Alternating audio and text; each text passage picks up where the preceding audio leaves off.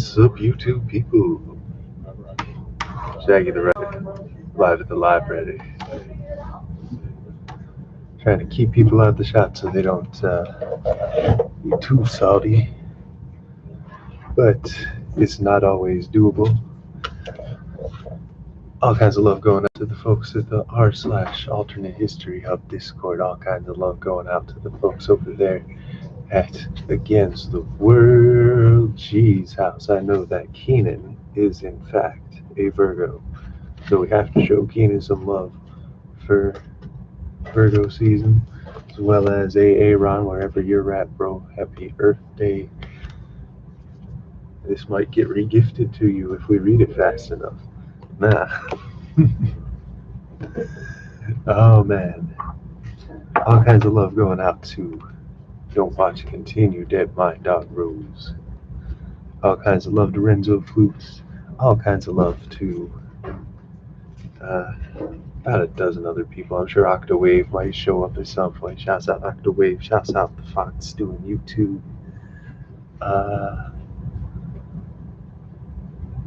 We're gonna dive right into something tonight that's a little bit different, but it's a novella, so we can probably get this done in like 2 sittings.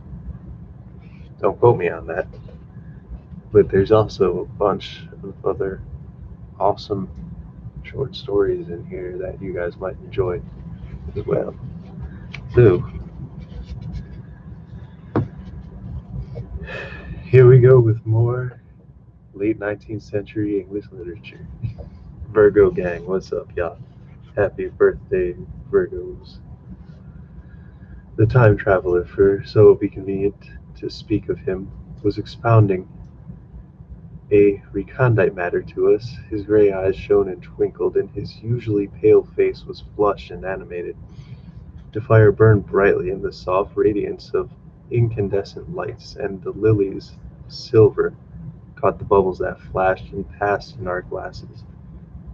Our chairs, being his patients, embraced and caressed us rather than submitted to be sat upon, and there was a luxurious after-dinner atmosphere when the thought roams gracefully free from the trammels of precision.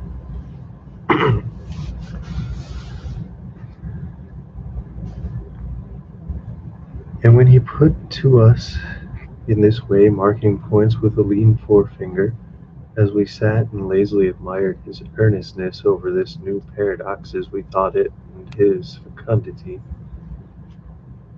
You must follow me carefully. I shall have to controvert 1 or 2 ideas that are most universally accepted. The geometry, for instance, that they taught you in school is founded on a misconception. It is rather that large thing to expect us to begin upon, said Philby, an argumentative person with red hair.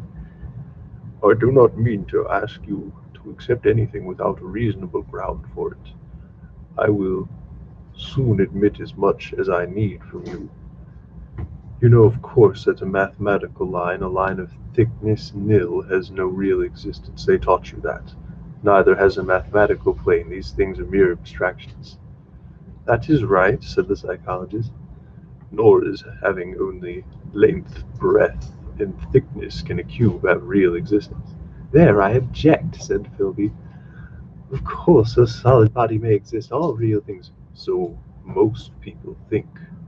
Wait a moment. Can an instantaneous cube exist? I don't follow you, said Philby. Can a cube that does not last for any time at all have real existence? Philby became pensive. Clearly, the time traveler proceeded. Any real body must have extension in 4 dimensions. It must have length, breadth, thickness, and duration. But through a natural infirmity of the flesh, which I will explain to you in a moment, we incline to overlook this fact. There are really 4 dimensions, 3 which we call the 3 planes of space, the 4th, time. There is, however, a tendency to draw an unreal distinction between the former 3 dimensions and the latter, because it happens that our consciousness moves intermittent in one direction along the latter from beginning to end of our lives. That, said a very young man, making spasmodic efforts to relight his cigar over a lamp, that was very clear indeed. Now it is very remarkable that this is so extensively overlooked, continued the time traveler with a slight accession over cheerfulness. Really, this is what is meant by the fourth dimension, though some people who talk about the fourth dimension do not know they mean it. It is only another way of looking at time. There is no difference between time and any of the three dimensions of space, except that our consciousness moves along with it. But some foolish people have got hold of the wrong side of that idea. Have you all heard of what they have to say about this fourth dimension? "I have not," said the provincial mayor. "It is simply this: the space, as our mathematicians have it, is spoken of as having three dimensions. One may call length, breadth, and thickness, and is always definable by relevance to three planes, each at right angles to the others. But some philosophical people have been asking why three dimensions particularly. Why not another direction at right angles to the other three? Have they even tried to construct a four-dimension geometry? Professor Simon Newcomb was expounding this to the New York Mathematical Society only a month or two ago. You know how on a flat surface which has only two dimensions we can represent a figure of a three-dimensional solid, and similarly they think that by models of three dimensions they could represent one of four, if they could master the perspective of the thing, see?" "Well, I think so," murmured the provincial mayor, and knitting his brows he lapsed into an introspective state, his lips moving as one who repeats mystic words. "Yes, I think I see now," he said after some time, brightening in quite a transitory manner. "But I do not mind telling you that I have been working upon this geometry of four dimensions for some time. Some results are curious. For instance, here is a portrait of a man at 8 years old, another at 15, another at 17, another at 23, and so on. All these are evidently sections, as it were, three-dimensional representations of his fourth-dimensional being, which is fixed and unalterable thing. Scientific people," proceeded the time traveler after a pause that required for a proper assimilation of this, "know very well that time is only a kind of space. Here is a popular scientific diagram, a weather record. I trace this line with my finger. It shows the movement of the barometer. Yesterday it was so high, yesterday night it fell, this morning it rose again, and so gently upward to here. Surely the mercury did not trace this line in any of the dimensions of space generally recognized, but certainly it traced such a line, and that line, therefore, we must conclude, was along the time dimension." "What?" said the medicine man, staring hard at coal in the fire. "If time is only a fourth dimension in space, why is it and why has it always been regarded as something different? And why can we not move in time as we move about it in the other dimensions of space?" The time traveler smiled. "Are you sure we can move freely in space? Right and left we can go backward and forward freely enough. Men have always done so. I mean, we move freely in two dimensions, but how about up and down? Gravitation limits us there." "Not exactly," said the medicine man. "There are balloons." "But before the balloons, save for spasmodic jumping and inequalities of the surface, man had no freedom of vertical movement." "Still, they can move a little up and down," said the medicine man. "Easier, far easier down than up." "And you cannot move time. You cannot get away from the present moment." "My dear sir, that is where you are wrong. This is just where the whole world has gone wrong. We are always getting away from the present moment. Our mental existences, which are immaterial and have no dimensions, are passing along the time dimension with a uniform velocity from the cradle to the grave. Just as we should travel down if we begin our existence 50 miles above the Earth's surface." But the great difficulty is this, interrupted the psychologist. You can move about all the directions of time and space, but you cannot move about in time. That is the germ of my great discovery. But you are wrong to say that we cannot move about in time. For instance, if I am recalling an incident very vividly, I go back to the instant of this occurrence. I become absent-minded, as you say. I jump back for a moment. Of course, we have no means of staying back for any length of time, any more than a savage or animal has been staying 6 feet above ground. But a man is better off than an animal in this respect. He can go up against the gravitation in a balloon, and why should he not hope that ultimately he may be able to stop or accelerate his drift along the time dimension, or even turn about and travel the other way? Oh, this, began Philby, is all. Why not? Said the time traveler. It's against reason, said Philby. What reason? Said the time traveler. You can show black and white by argument, said Philby, but you will never convince me. Possibly not, said the time traveler. But now you begin to see the object of my investigations into the geometry of 4 dimensions. Long ago I had a vague inkling of the machine. To travel through time? Exclaimed the very young man. That shall travel indifferently in any direction of space and time as the driver determines. Philby, content with himself, laughed. But I have experimental verification, said the time traveler. Gesundheit.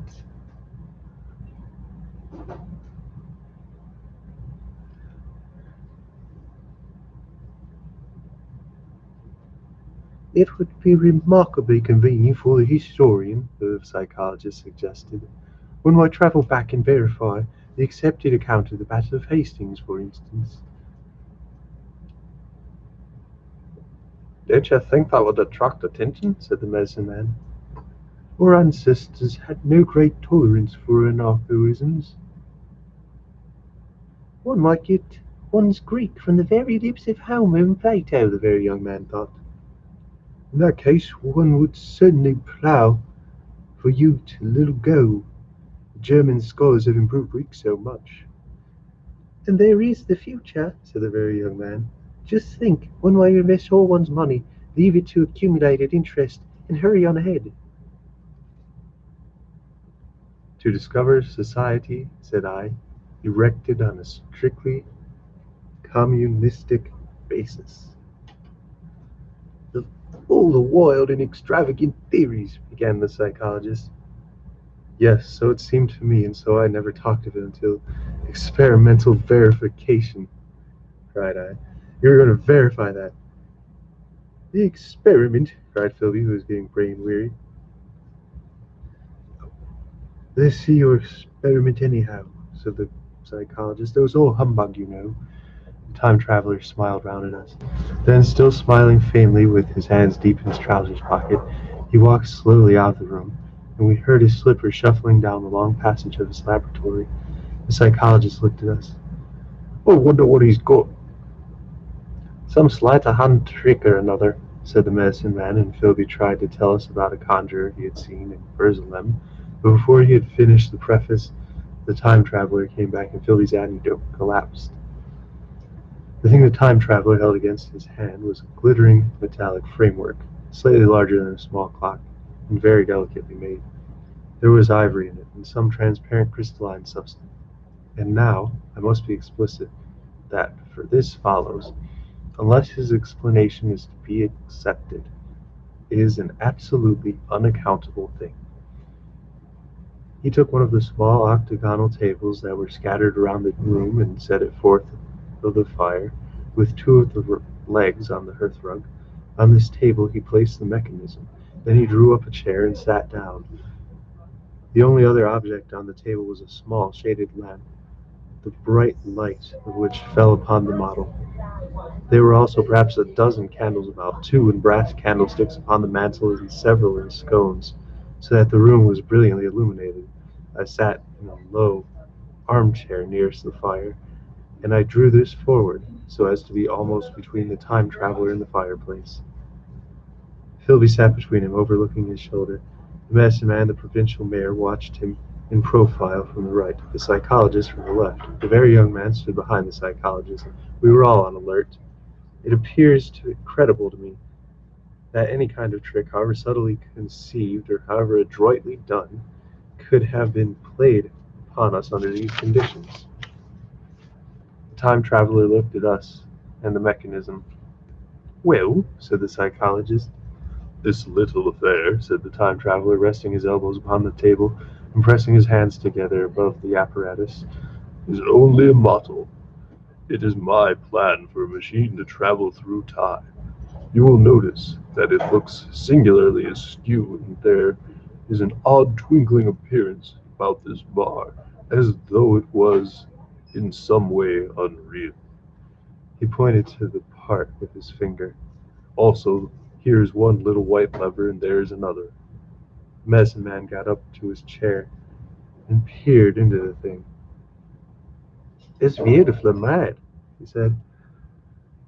"It took 2 years to make," retorted the time traveler. Then, when he had all imitated the action of the medicine man, he said, "I want you to clearly understand that this lever being pressed over sends the machine gliding into the future, and this other reverses the motion.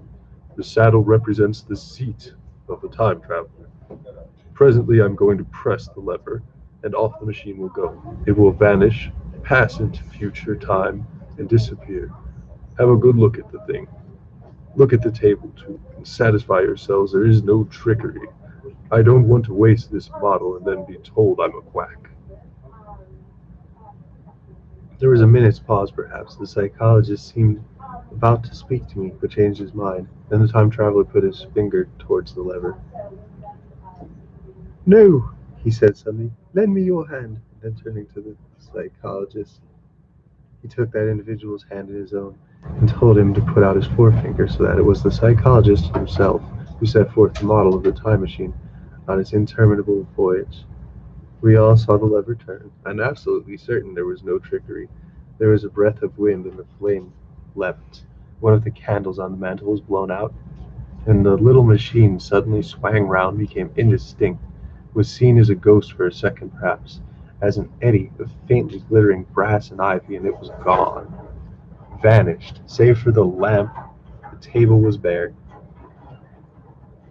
Everyone was silent for a minute. Philby said he was damned. The psychologist recovered from his stupor and suddenly looked under the table. At that the time traveler laughed cheerfully. "Well," he said with a reminiscence of the psychologist, then getting up, he went to the tobacco jar on the mantel, and with his back to us began to fill up his pipe. We stared at each other. "Look here," said the medicine man, "are you in earnest about this? Do you seriously believe that this machine has travelled into time?" "Certainly," said the time traveler, stooping to light a spill at the fire. Then he turned, lighting his pipe, to look at the psychologist's face. The psychologist, to show that he was not unhinged, helped himself to a cigar and tried to light it uncut. "What is more, I have a big machine nearly finished in there," he indicated the laboratory. "When it is put together, I mean to have a journey on my own account." "That is to say that the machine has travelled into the future," said Philby. "Into the future or the past. I don't know for certain which." After an interval, the psychologist had an impression. "It must have gone into the past if it has gone anywhere," he said. "Why?" said the time traveler. "Because I presume that it has not moved in space and has traveled into the future. It would still be here all this time, since it must have traveled through this time." "But," I said, "if it traveled into the past, it would have been visible when we first came into this room, and last Thursday when we were here, and the Thursday before that, and so forth." "Serious objections," remarked the provincial mayor with an air of impartiality, turning towards the time traveler. Not a bit, said the time traveler, and to the psychologist, you think you can explain that? It's presentation below the threshold, diluted presentation. Of course, said the psychologist and reassured us. That's a simple point of psychology. I should have thought of it. It's plain enough and helps the paradox delightful. We cannot see it, nor can we appreciate this machine any more than we can the spoke of a wheel spinning or the bullet flying through the air. It is as if it's travelling through time 50 times or 100 times faster than we are. If it gets through a minute, we will get through a second. The impression it will create will of course be 1/50th or 1/100th of what we would make if we were not travelling in time. That's plain enough. He passed his hand through the space where the machine had been. You see, he said, laughing. We sat and stared at the vacant table for a minute or so. Then the time traveler asked us what we thought of it all. Sounds plausible enough to know it. Oh God, I'm making him Australian instead of Scottish now. It sounds plausible tonight, said the medicine man. But wait until tomorrow, for the common sense of the morning. Would you like to see the time machine itself? Asked the time traveler. And therewith, taking the lamp in his hand, he led the way down the drafty corridor to his laboratory.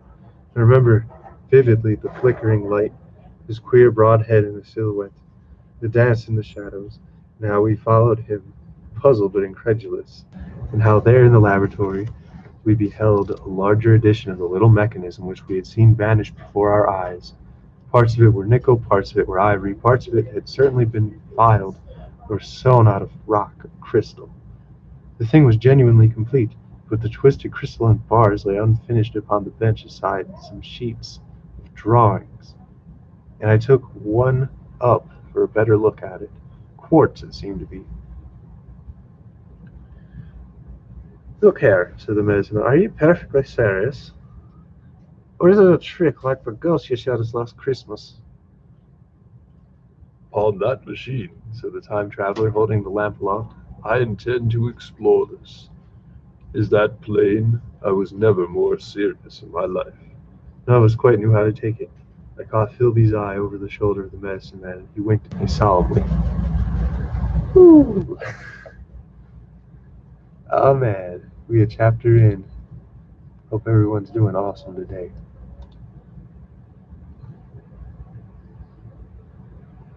Yes, all kinds of love going out to the fine folks at the r/alternate history hub Discord.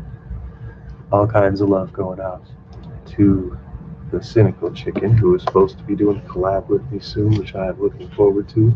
All kinds of love going out to Against the World G and also his friend Keenan, who is a Virgo, because we are celebrating Virgo season with a Virgo author.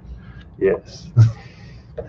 I know it's quite counterintuitive that a science fiction author actually cares about zodiacs, but come on, you gotta admit these are enjoyable.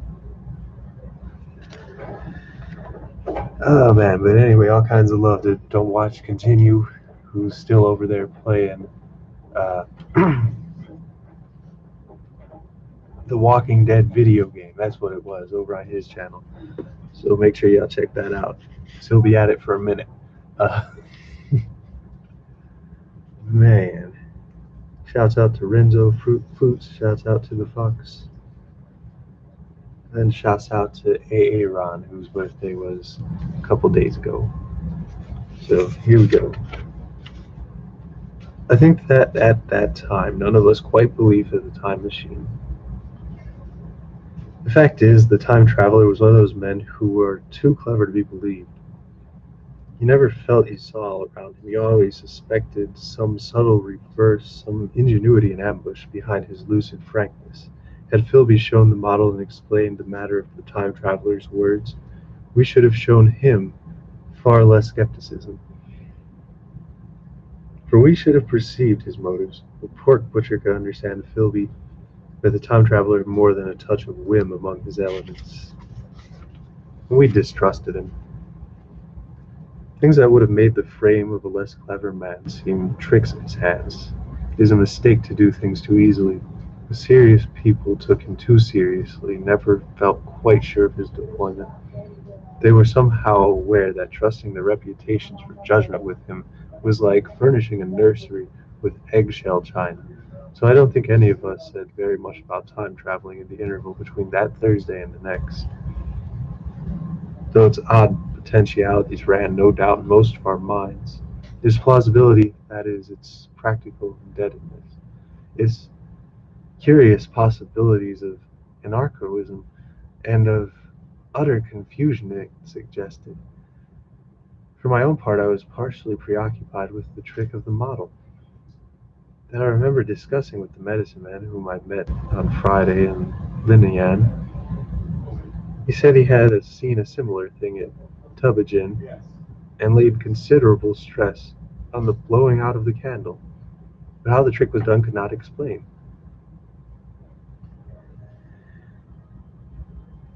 The next Thursday I went again to Richmond. I suppose it was one of the time traveler's most constant guests, and arriving late, around 4 or 5 men already assembled in his drawing room. The medicine man was standing before the fire with a sheet of paper in one hand and his watch in the other. I looked round at the time traveler. "It's 7:30 now." "Oh, it's 7:30 now," said the medicine man. "I suppose we'd better have dinner." "Where's," I said, naming our host. "You've just come. It's rather odd."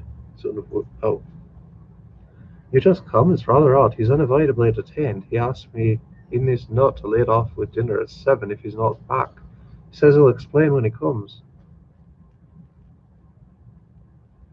"I know it seems a pity to let the dinner spoil," said the editor of a well-known daily paper, and thereupon the doctor rang the bell. The psychologist was the only person besides the doctor and myself who attended the previous dinner. The other men were blank, the editor aforementioned, a certain journalist, and another quite shy man with a beard, whom I didn't know, and who, as far as my observations went, never opened his mouth all evening. There was some speculation at the dinner table about the time traveler's absence, and I suggested time traveling in a half jocular spirit. The editor wanted that explained to him, and the psychologist volunteered a wooden account of the ingenious paradox and trick we had witnessed the day week. He was in the midst of this exposition when the door from the corridor opened slowly and without noise, and I was facing the door, and I saw it first. "Hello," I said. "At last?" And the door opened wider, and the time traveler stood before us. I gave a cry of surprise. "Good heavens, man, what's the matter?" "Oh, good heavens, man, what's the matter?" cried the medicine man who saw him next, and the whole table turned towards the door.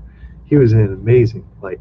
His coat was dusty and dirty, and smeared with green down his sleeves, his hair disordered, and it seemed to me grayer, either with dust and dirt or because the color had actually faded. His face was ghastly pale. His chin had a brown cut on it, a cut half healed. His expression was haggard and drawn as by intense suffering. For a moment he hesitated in the doorway, as if he had been dazzled by the light. Then he came into the room. He walked with just such a limp as I have seen in footsore tramps. We stared at him in silence, expecting him to speak. He said not a word, but came painfully to the table, and motion was made toward the wine. The editor filled a glass of champagne and pushed it towards him. He drained it, and seemed to do him good, for he looked round the table, and the ghost of his old smile flickered across his face. "What on earth have you been up to, man?" said the doctor. The time traveler did not seem to hear. "Don't let me disturb you," he said with a certain flattering articulation. "I'm all right."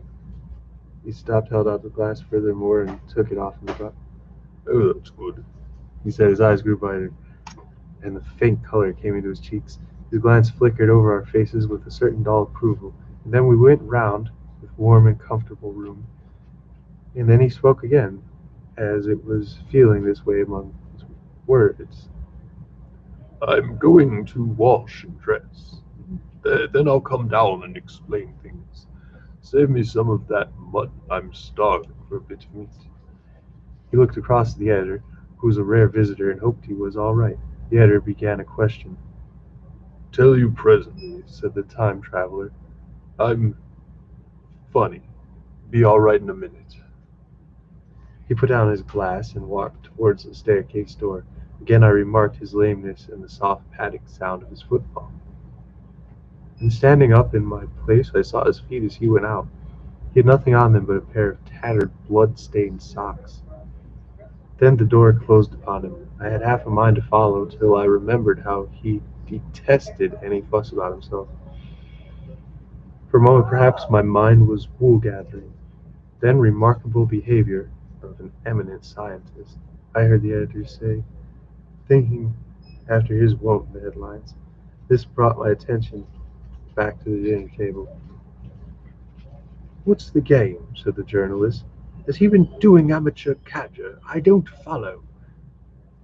I met the eye of the psychologist, and read my own interpretation on his face. I thought the time traveler limping painfully upstairs. I don't think anyone else had noticed his lameness. The first to recover completely from this surprise was the medical man, who rang the bell. The time traveler hated to have servants waiting at dinner for a hot plate. At that the editor turned to his knife and fork with a grunt, and the silent man followed suit. The dinner was resumed. The conversation was exclamatory, and for a little while, with gaps of wonderment, the editor got fervent in curiosity. "Does our friend eke out a modest income at the crossing, or has he his Nebuchadnezzar phases?" he inquired. "I feel assured it is the business of the time machine." Oh. I took up the psychologist's account of our previous meeting. The new guests were frankly incredulous. The editor raised his objections. What was this time traveling? A man couldn't cover himself with dust by rolling in a paradox, could he? And then, as the idea came to him, he restored to caricature. Hadn't they any clothes brushes in the future? The journalist, too, would not believe at any price, and joined the editor in the easy work of heaping ridicule on the whole thing. They were both the new kind of journalist, very joyous, irreverent young men. "Oh, special correspondent in the Day After Tomorrow reports," the journalist was saying, or rather shouting, when the time traveler came back. He was dressed in ordinary evening clothes, and nothing save his haggard look remained of the change that had startled me. "I say," said the editor hilariously. "these chaps here say you've been traveling into the middle of next week. Tell us all about the little Rosemary, will you? What will you take for the lot?" The time traveler came to the place reserved for him without a word. He smiled quietly in his old way. "Where's my mutton?" he said. "What a treat it is to stick a fork into meat again." "Story!" cried the editor. "Story be damned," said the time traveler. "I want something to eat. I won't say a word until I get some peptone into my arteries, thanks. And the salt." "One word," I said. "Have you been time traveling?" "Yes," said the time traveler with his mouth full, nodding his head. "I'd give a shilling for a line of verbatim note," said the editor. The time traveler pushed his glass toward the silent man and rang it with his fingernail, at which the silent man, who had been staring at his face, started convulsively and poured him wine. The rest of the dinner was uncomfortable. For my own part, sudden questions kept on rising to my lips, and I dare say it was the same with the others. The journalist tried to relieve the tension by telling anecdotes of Hetty Potter. The time traveler devoted his attention to his dinner and displayed the appetite of a tramp. The medicine man smoked a cigarette and watched the time traveler through his eyelashes. The silent man seemed even more clumsy than usual and drank champagne with regularity and determination out of sheer nervousness. At last the time traveler pushed his plate away and looked round us. "Suppose I must apologize," he said. "I was simply starving. I've had the most amazing time." He reached out his hand for a cigar and cut the end. But come into the smoking room. It's too long to tell a story over the greasy plates. And ringing the bell in passing, he led the way into the adjoining room. You have told blank and dash and chose about the medicine. He said to me, leaning back in his easy chair and naming the three new guests. But that thing's a mere paradox, Said the editor. I can't argue tonight. I don't mind telling you the story, but I can't argue. I will, he went on, tell you the story of what has happened to me, if you like, but you must refrain from interruptions. I want to tell it badly. Most of it will sound like lying, so be it. It's true, every word of it all the same. I was in my laboratory at 4 o'clock, and since then I've lived 8 days, such days as no human being ever lived before. I'm nearly worn out, but I shan't sleep till I've told this thing over to you. Then I shall go to bed. No interruptions, is it agreed? Agreed, said the editor, and the rest of us echoed, agreed. And with that the time traveler began his story as I have set it forth. He sat his back in his chair first and spoke like a weary man. Afterwards he got more animated. In writing it down, I feel with only too much keenness the inadequacy of pen and ink, and above all my own inadequacy to express its quality. You read, I will suppose, attentively enough, but you cannot see the speaker's white, sincere face in the bright circle of his little lamp, nor hear the intonation of his voice. You cannot know how this expression follows the turns of his story. Most of us hearers were in shadow, for the candles in that smoking room had not been lighted, and the only face of the journalist and the legs of the silent man from the knees downward were illuminated. At first we glanced now and again at each other, and after a time we ceased to do that, and looked only at the time traveler's face. Ooh, man. Let's check on some questions over here on the Discord.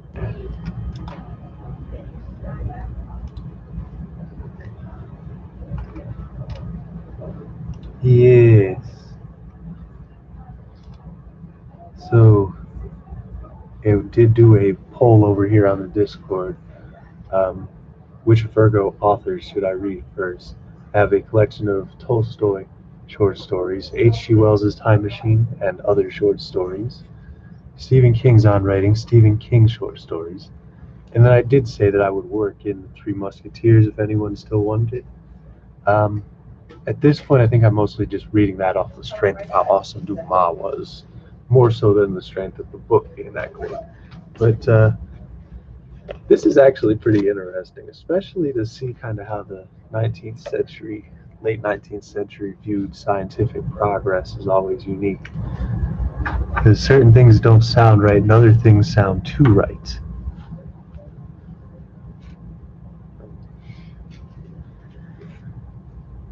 Chapter 3.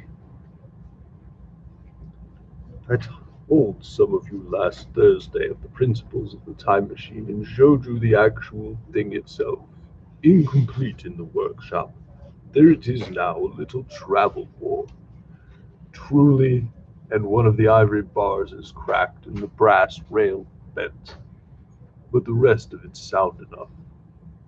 I expected to finish it on Friday, but on Friday, when putting together was nearly done, I found that one of the nickel bars was exactly 1 inch too short, and this I had to get remade, so that the thing was not complete until this morning.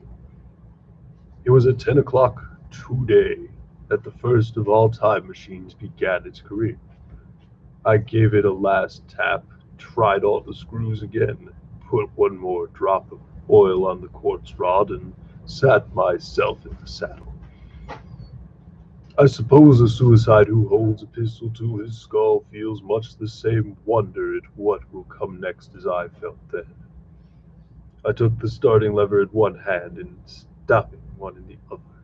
I pressed the first, and almost immediately the second.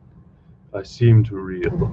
I felt a nightmare sensation of falling, looking round. I see the laboratory, exactly as before. Had anything happened? For a moment I suspected that my intellect had tricked me. Then I noted the clock. A moment before, as it seemed, it had stood at a minute or so past 10. Now it was nearly half past 3.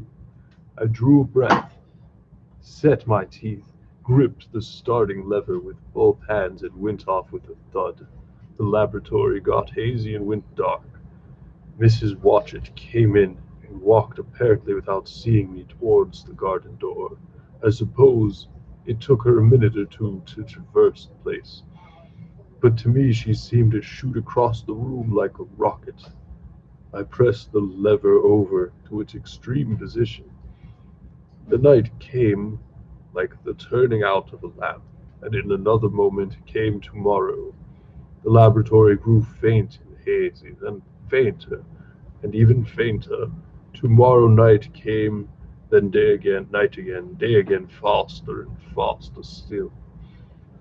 An eddying murmur filled my ears, and a strange, dumb confusedness descended on my mind. I am very afraid that I cannot convey the peculiar sensations of time traveling. They are excessively unpleasant. There is a feeling exactly like that which one has upon a switchback, of a helplessness, headlong motion. I felt the same horrible anticipation, too, of an imminent smash. As I put on pace, night followed day like the flapping of a bat wing. Dim suggestion of the laboratory seemed presently to fall away from me, and I saw that sun hopping swiftly across the sky, leaping it every minute, and every minute marking a day. I supposed the laboratory had been destroyed, and I had come into open air. I had a dim impression of a scaffolding, but I was already going too fast to be conscious of any moving things. The slowest snail that ever crawled dashed by too fast for me. The twinkling succession of darkness and light was excessively painful to the eye.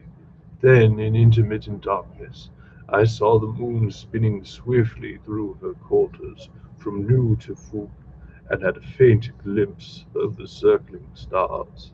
Presently, as I went on, still gaining velocity,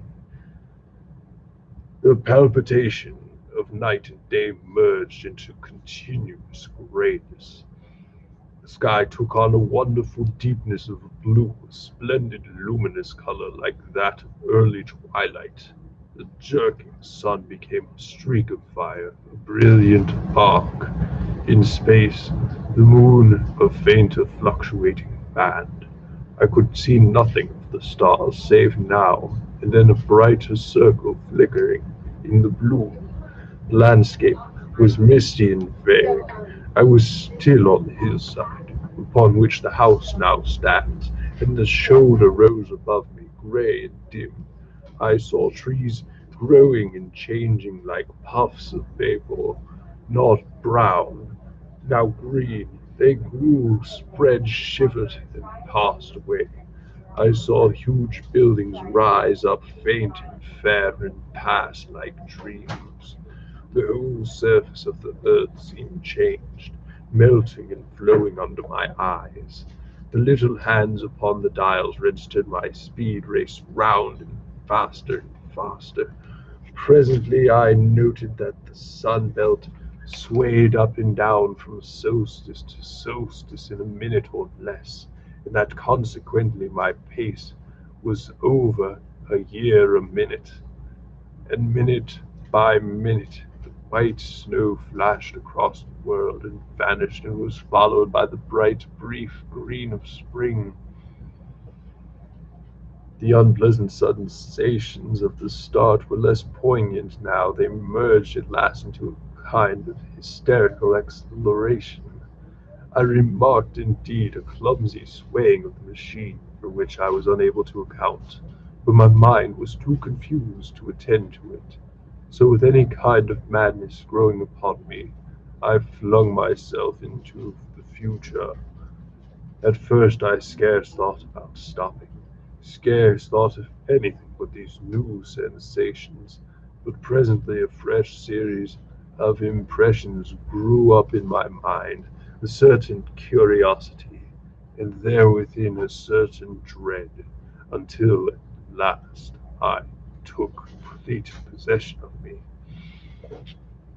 What strange developments of humanity, what wonderful advances upon our rudimentary civilization, I thought, might not appear when I came to look nearly into the dim, elusive world that raced and fluctuated before my eyes. I saw great and splendid architecture rising above me, more massive than any buildings of our own time, and yet as it seemed built of glimmer and mist. I saw a richer green flow up the hillside and remain there without any wintry intermission. Even through the veil of my confusion, the earth seemed very fair, and so my mind came round to the business of stopping.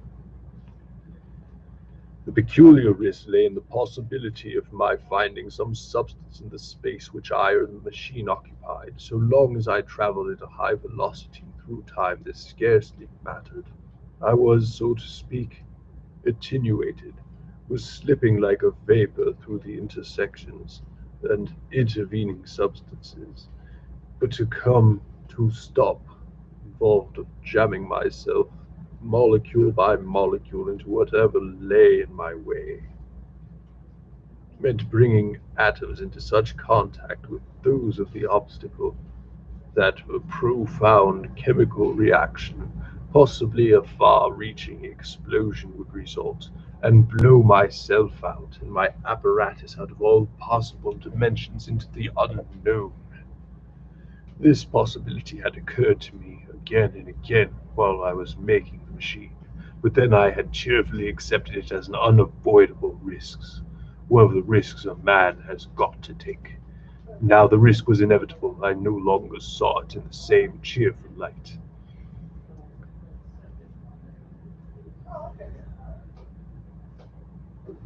The fact is that, insensibly, the absolute strangeness of everything, the sticky jarring and swaying of the machine above all, the feeling of prolonged falling, had absolutely upset my nerve. I told myself that I could never stop, and with a gust of petulance I resolved to stop forthwith. Like an impatient fool, I lugged over the lever, and incontentedly the thing went reeling over, and I was flung headlong through the air. There was the sound of a clap of thunder in my ears. I may have been stunned for a moment. A pitiless hail went hissing round me, and then I was sitting on a soft turf in front of the overset machine. Everything still seemed grey, but I presently remarked that the confusion in my ears was gone. I looked round me. I was on what seemed to be a little lawn in a garden, surrounded by rhododendron bushes, and I noticed that their mauve and purple blossoms were dropping in a shower under the beating of hailstones. The rebounding, dancing hail hung in a cloud over the machine, drove along the ground like smoke. In a moment I went into the skin. "Fine hospitality," said I to a man who has travelled innumerable years to see you. Presently I thought what a fool I was to get wet. I stood up and looked round me. A colossal figure, carved apparently in some white stone, loomed instinctively beyond the rhododendrons and the hazy downpour, but all else of the world was visible.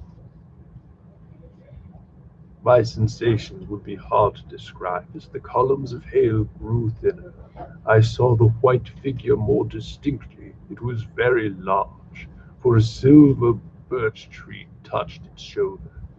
It was of white marble, in the shape of something like a winged sphinx, but the wings, instead of being carried vertically at the sides, were so spread so that it seemed to hover. The pedestal, it appeared to me, was of bronze and was thick with verges. It chanced that the face was towards me. The sightless eyes seemed to watch me. Then there was a faint shadow of a smile on the lips. It was greatly weather-worn, and that imparted an unpleasant suggestion of disease.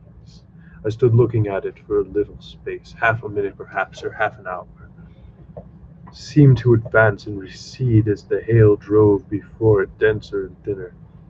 At last I tore my eyes from it for a moment and saw the hail curtain had worn threadbare, and that the sky was lightened with the promise of the sun. I looked up again at the crouching white shape, and the full temerity of my voyage suddenly came upon me.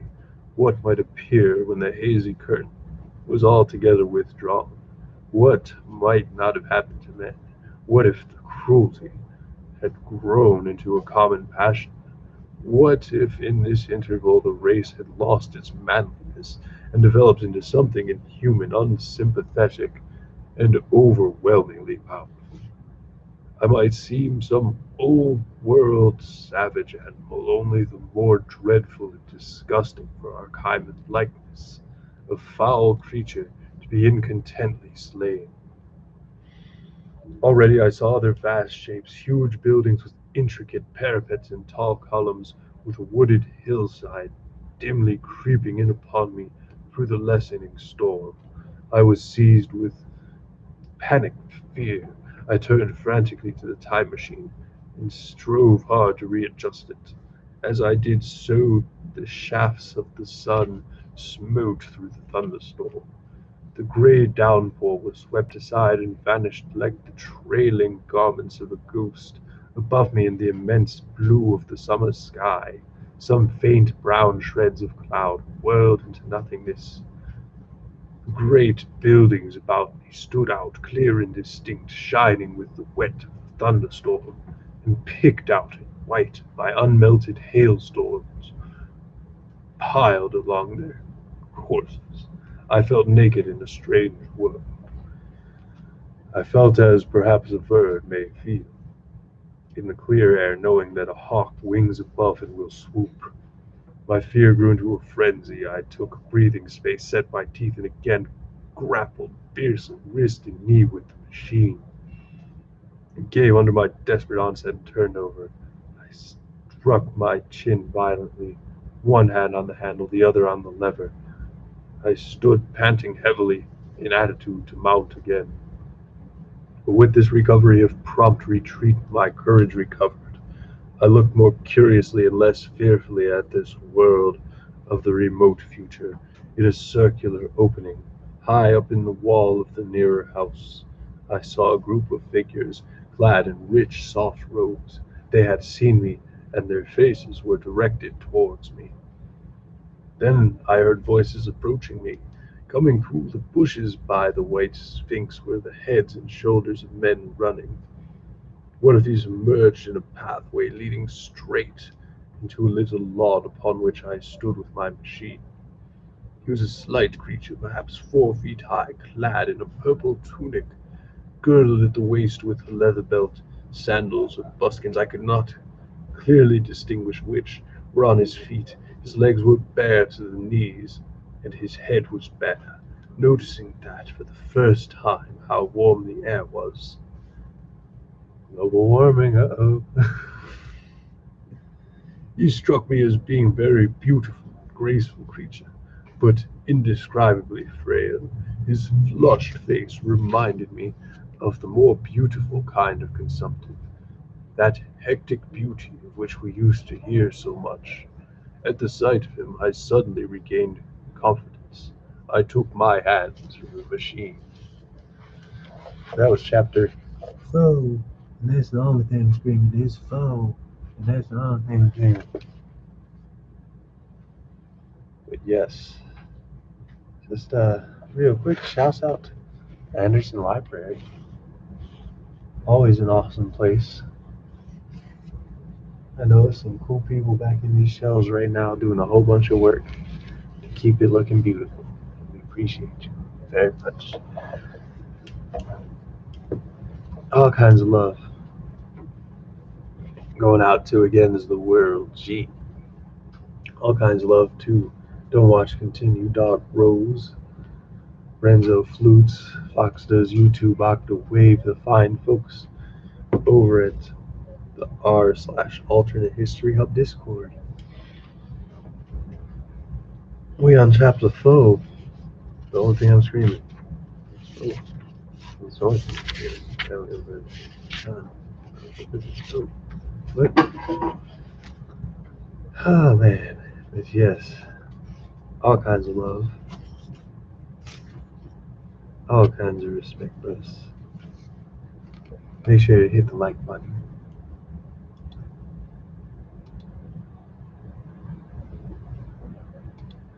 I gotta do something better with my hair. This is getting kind of ridiculous.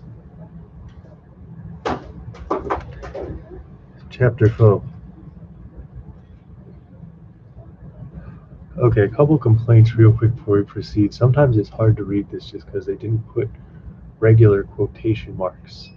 I guess because of the narrator being a first person narrator. And that just keeps throwing me off. And I should not have made the time traveler's voice like an extra baritone Chad voice because it is difficult to say the least. Keep going like this. But we're gonna keep going like this. Why? Because counterintuition. That's why. In another moment we were standing face to face. I and this fragile thing out of futurity came straight up to me and laughed into my eyes. The absence from his bearing of any sign of fear struck me at once. Then he turned to the two others who were following him, and spoke to them in a strange and very sweet liquid tongue. There were others coming, and presently a little group of perhaps 8 or 10 of these exquisite creatures were about me. One of them addressed me. It came into my head, oddly enough, and that voice, my voice was too harsh and deep for them. Because I'm such a Chad. Huh? So I shook my head and, pointing to my ears, shook it again. He came a step forward, hesitated, then touched my hand. Then I felt soft little tentacles around my back and shoulders. They wanted to make sure I was real. There is nothing in this at all alarming. Indeed, there is something in these pretty little people that inspired confidence, a gentle gracefulness, a certain childlike ease. And so they looked so frail that I could fancy myself flinging a whole dozen of them about like ninepins. But I made a sudden motion to warn them when I saw their little pink hands feeling at the time machine. Happily then, when it was not too late, I thought of a danger and hitherto forgotten, and reaching over the bars of the machine, I unscrewed little levers that would set it into motion, and put these in my pocket. Then I turned again to see what I could do in the way of communication. And then, looking more nearly into their features, I saw some further peculiarities. In their Dresden china type of prettiness, their hair, with its uniformly curly, came to a sharp end at the neck and the cheek. There is not the faintest suggestion of it on the face, and their ears were singularly minute. Their mouths were small, with bright red, rather thin lips, and their little chins ran to a point. The eyes were large and mild. This may seem egotism on my part, but I fancied even that there was a certain lack of interest I might have experienced in them. They made no effort to communicate with me, but simply stood round me, smiling and speaking in soft, cooing noises at each other. I began the conversation. I pointed to the time machine and to myself. Then, hesitating for a moment how to express time, I pointed at the sun. At once, a quaintly pretty little figure in cheery purple and white followed my gesture, and then astonished me by imitating the sound of thunder. For a moment I was stagnant, though the import of this gesture was plain enough. The question had come into my mind abruptly: were these creatures fools who may hardly understand how it took me? You see, I had always anticipated the people of the year 802,000 odd would be incredibly in front of us in knowledge, art, everything. Then one of them suddenly asked me a question that showed him to be on the intellectual level of one of our 5-year-old children. Asked me, in fact, if I had come from the sun in a thunderstorm. It let loose the judgment I had suspended upon their clothes, their frail limbs, their fragile features. A flow of disappointment rushed across my mind. For a moment I felt that I had built the time machine in vain. I nodded, pointed to the sun, and gave them such a vivid rendering of a thunderclap as stopped them. They all withdrew a pace or so and bowed. Then came one laughing towards me, carrying a chain of beautiful flowers altogether new to me, and put it about my neck. The idea was received with melodious applause, and presently they were all running to and fro for flowers, and laughingly flinging them upon me until I was almost smothered with the blossoms. You who have never seen the likely can scarcely imagine what delicate and wonderful flowers countless years of culture had created. Then someone suggested that their plaything should be exhibited in the nearest building, and so I was led past the Sphinx of white marble, which had seemed to watch me all the while with a smile at my astonishment, towards a vast grey edifice of fretted stone. As I went with them, the memory of my confident anticipations of a profoundly grave and intellectual posterity came with irresistible merriment to my mind. The building had a huge entry and was altogether of colossal dimensions. I had naturally been most occupied with the growing crowd of little people, with the big open portals that yawned before me, shadowy and mysterious. My general impression of the world I saw over their heads was a tangled waste of beautiful bushes and flowers, a long neglected and yet weedless garden. I saw a number of tall spikes and strange white flowers, measuring a foot perhaps across the spread of waxen petals.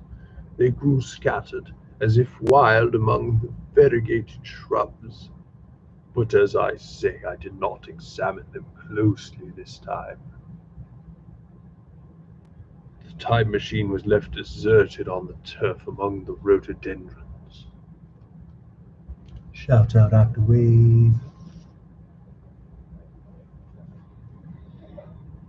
The arch of the doorway was richly carved, but naturally I did not observe the carving very narrowly, though I fancied I saw suggestions of old Phoenician decorations as I passed through. It struck me that they were very badly broken and weather-worn. Several more brightly clad people met me in the doorway, and so we entered. I dressed in dingy 19th century garments, looking grotesque enough, garlanded with flowers and surrounded by an eddying mass of bright, soft-colored robes and shining white limbs, in a melodious whirl of laughter and laughing speech. The big doorway opened into a proportionately great hall hung with brown, The roof was in shadow, the windows were partially glazed with colored glass, and partially unglazed admitted a tempered light. The floor made up of huge blocks and some very hard white metal, not plates nor slabs, blocks. And it was so much worn, as I judged by going to and fro of past generations, as to be deeply channeled along the more frequented ways, traversed to the length where innumerable tables made of slabs of polished stone raised perhaps a foot from the floor, and upon these were heaps of fruits. Some I recognized as a kind of hypertrophied raspberry and orange, but for the most part they were strange. Between the tables was scattered a great number of cushions. Upon these my conductors seated themselves, signing for me to do likewise. With pretty absence of ceremony, they began to eat fruit with their hands, fighting for peels and stalks, and so forth, into round openings on the sides of the tables. I was not loath to follow their example, for I felt thirsty and hungry. As I did so, I surveyed the hall at my leisure. Perhaps the thing struck me most was its dilapidated look. The stained glass windows, which displayed only a geometrical pattern, were broken in many places, and the curtains that hung across the lower end were thick with dust. It caught my eye that the corner of the marble table near me was fractured. Nevertheless, the general effect was extremely rich and picturesque. There were perhaps a couple hundred people in the dining hall, and most of them seated as near me as they could come, were watching me with interest, their little eyes shining over the fruit they were eating. All were clad in the same soft yet strong silky material. Fruit, by the by, was all their diet. These people were of remote future, were strict vegetarians. And while I was with them, in spite of some carnal cravings, I had to be frugivorous also. Indeed, I found afterwards that horses, cattle, sheep followed the Ichthyosaurus into extinction, but the fruits were very delightful. One in particular that seemed to be in season all the time I was there, flowery thing with a three-sided husk, was especially good, and I made it my staple. At first I was puzzled by all these strange fruits and by the strange flowers I saw, but later I began to perceive their import. However, I am telling you of my fruit dinner in the distant future now. So soon my appetite was a little checked, I determined to make a resolute attempt to learn the speech of these new men of mine. Clearly that was the next thing to do. These fruits seemed a convenient thing to begin upon, and holding one of these up, I began a series of interrogative sounds and gestures. I had some considerable difficulty in conveying my meaning. At first my efforts met with a stare of surprise or inextinguishable laughter, but presently a fair-haired little creature seemed to grasp my attention and repeated a name. They had to chatter and explain the business at great length to each other, and my first attempts to make the exquisite little sounds of their language caused an immense amount of amusement. However, I felt like a schoolmaster amidst children, and persisted, and presently I had a score of noun superlatives at my command. Then I got down to demonstrative pronouns, and even the verb to eat, but it was slow work, and the little people soon tired and wanted to get away from my interrogations, so I determined, rather of necessity, to let them give their lessons in little doses when they felt fairly inclined.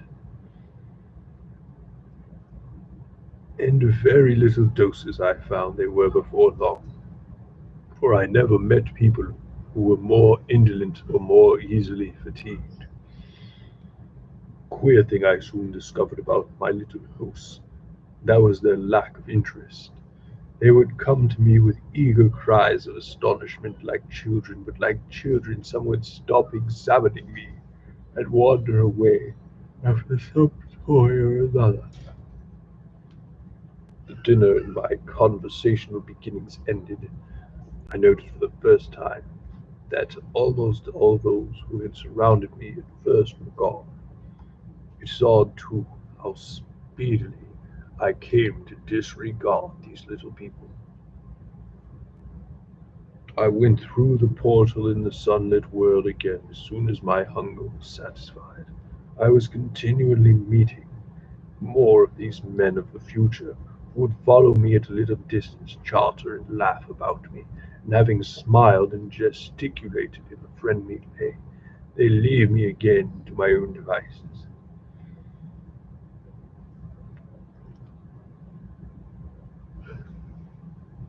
The calm of the evening was upon the world as I emerged from the great hall. The scene was lit by the warm glow of the setting sun. First, things were very confusing.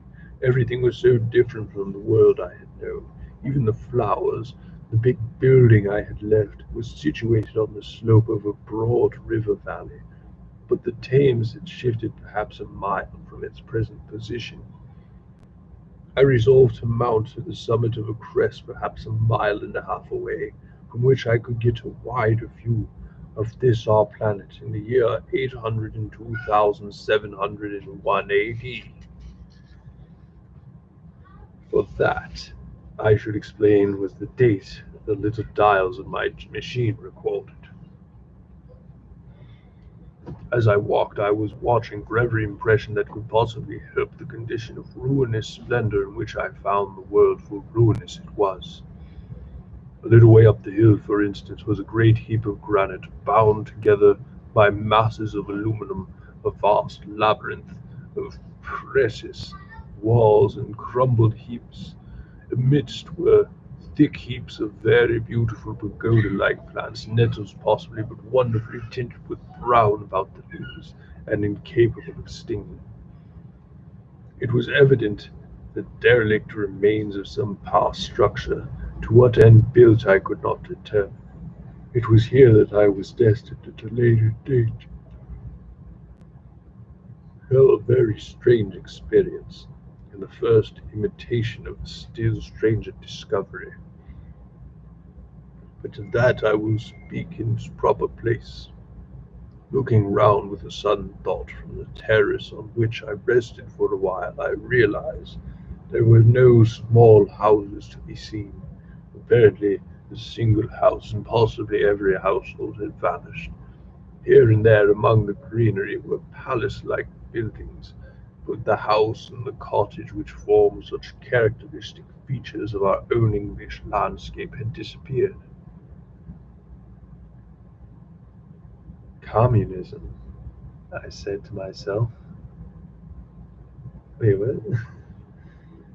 And on the heels of that came another thought. I looked at half-dozen little figures that were following me. Then in a flash I perceived that all had the same form of costume, the same soft hairless visage, and the same girlish rotundity of limb. It may seem strange perhaps that I had not noticed this before, but everything was so strange. Now I saw the fact plainly enough. In costume and all the differences of texture and bearing that now mark off the sexes from one another. These people of the future were alike, and their children seemed to my eyes to be but the miniatures of their parents. I judged then that the children of the time were extremely precocious, physically at least, and found afterwards abundant verification of my opinion.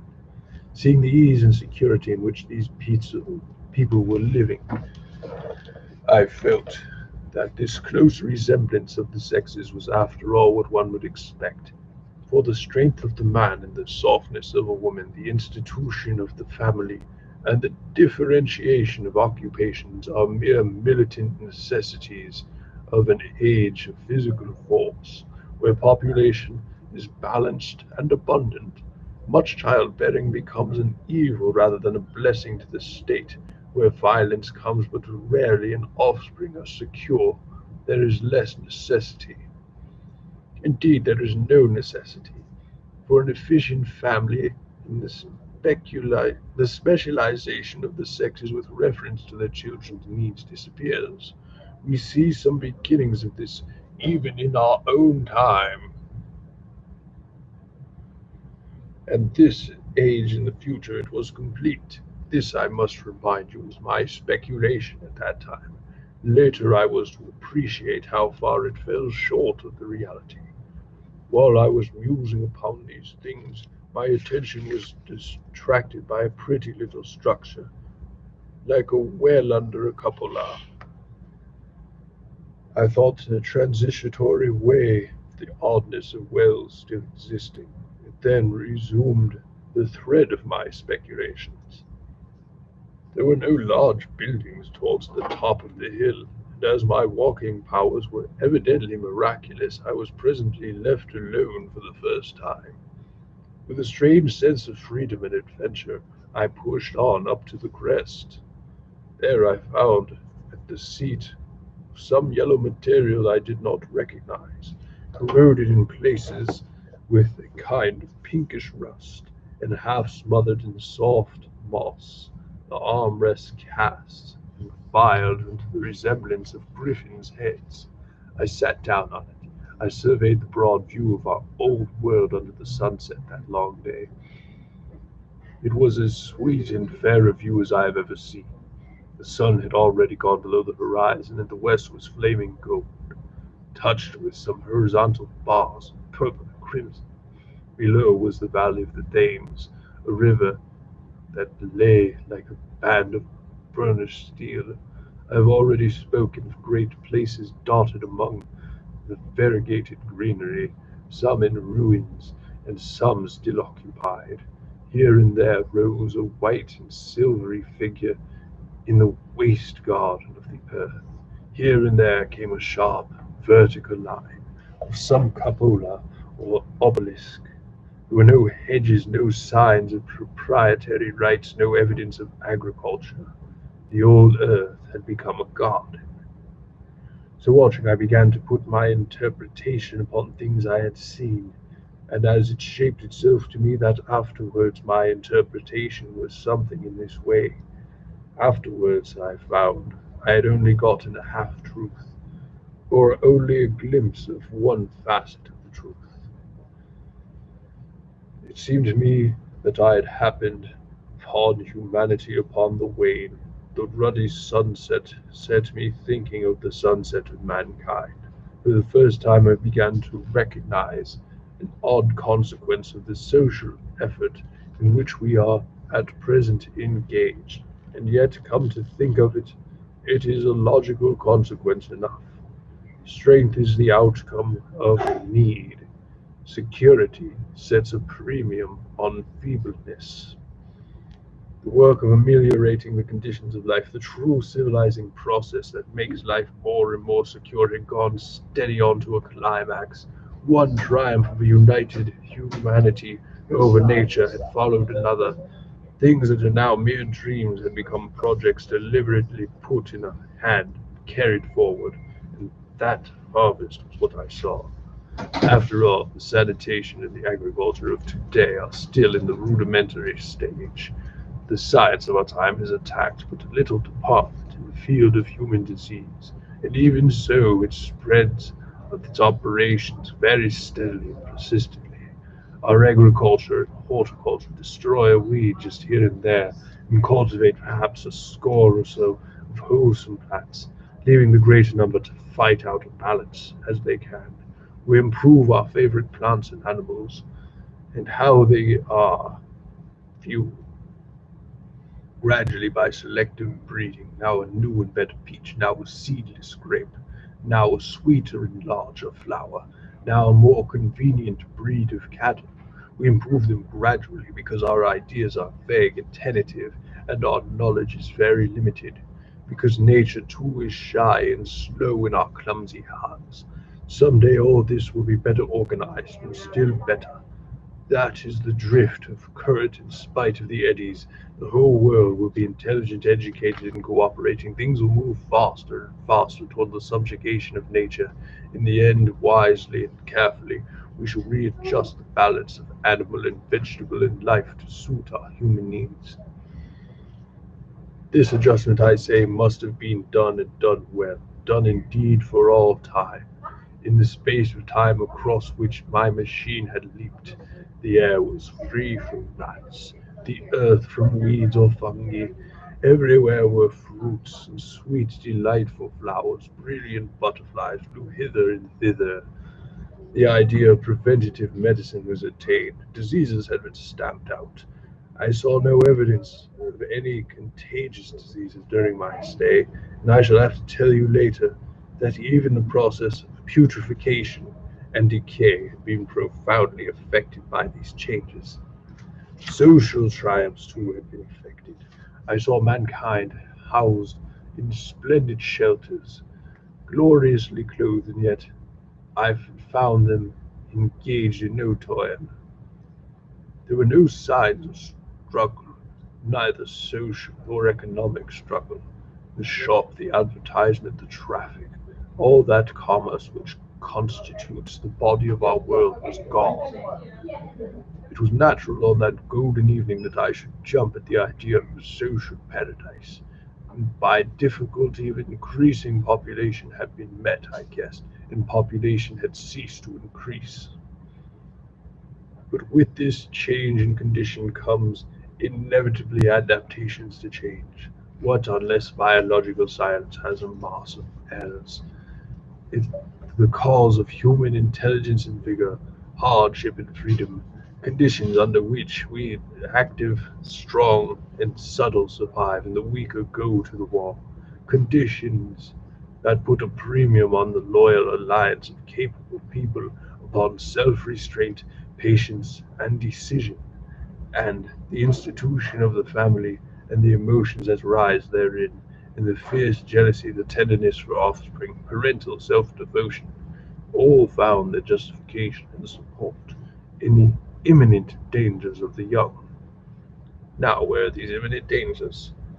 There is sentiment arising, and it will grow against the carnal jealousy, against the fierce maternity, against passion of all sorts. Unnecessary things now, things that make us uncomfortable, savage survivals, discords in a refined and present life. I thought the physical slightness of the people, their lack of intelligence, and those big, abundant ruins, and that strengthened my belief in the perfect conquest of nature. For after the battle comes quiet. Humanity had been strong, energetic, and intelligent, and had used all its abundant vitality to alter the conditions under which it lived. And now came the reaction of the altered conditions. Under the new conditions of perfect comfort and security, the restless energy that is with us is strength would become weakness. Even in our own time, certain tendencies and desires only necessary for survival are a constant source of failure. Physical courage and love of battle, for instance, are no great help, may even be a hindrance to a civilized man. And in a state of physical balance and security, power, intellectual as well as physical, will be out of place. For countless years I judged there would be no danger of war or solitary violence, no danger from wild beasts, no wasting disease to require strength of constitution, no need of toil. For such a life, what we should call the weak are well equipped as the strong, and are indeed no longer weak. Better equipped indeed they are, for the strong would be fretted about an energy for which there was no outlet. No doubt the exquisite beauty of the buildings I saw was the outcome of the last surges of the now purposeless energy of mankind before it settled down into perfect harmony with the conditions under which it lived, the flourish of that triumph which began the last great peace. This has ever been the fate of energy and security. It takes to art and to eroticism and then come to languor and decay. Even this artistic impetus would at last die away. It almost died in the time I saw, who adorn themselves with flowers to dance and sing in the sunlight. So much was left of the artistic spirit, and no more. Even that would fade in the end into a connected inactivity. We are kept keen on the grindstone of pain and necessity, and it seemed to me that here was that hateful grindstone broken at last. As I stood there, gathering dark, I thought that in this simple explanation I had mastered the problem of the world, mastered the whole secret of these delicious people. Possibly the checks they had devised for the increase of population had succeeded too well, and the numbers had rather diminished than kept stationary. That would account for all of the abandoned ruins.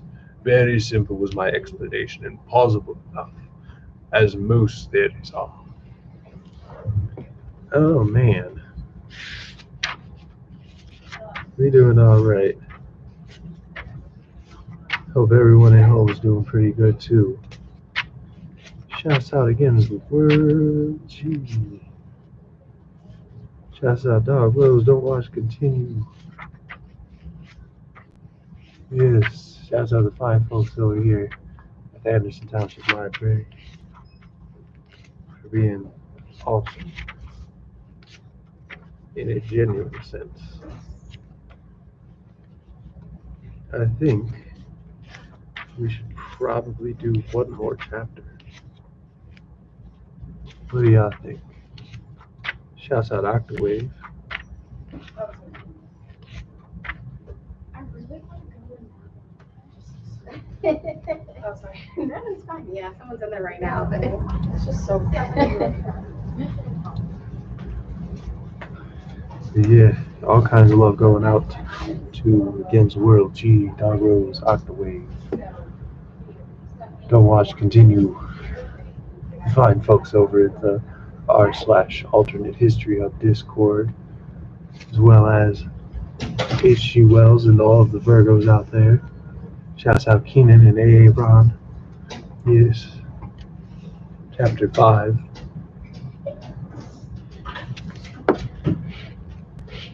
You know what? I think I'm about done doing that voice so damn deep. I really thought he was just gonna have like a little bit of exposition here and there when I started that. That is not the case. He's like way too much. But as I stood there musing over this too perfect triumph of man, the full moon, yellow and gibbous, came out of the overflow of silver light in the northeast. These bright little features ceased to move about below. A noiseless owl flitted by, and I shivered with the chill of the night. I determined to descend and find where I could sleep.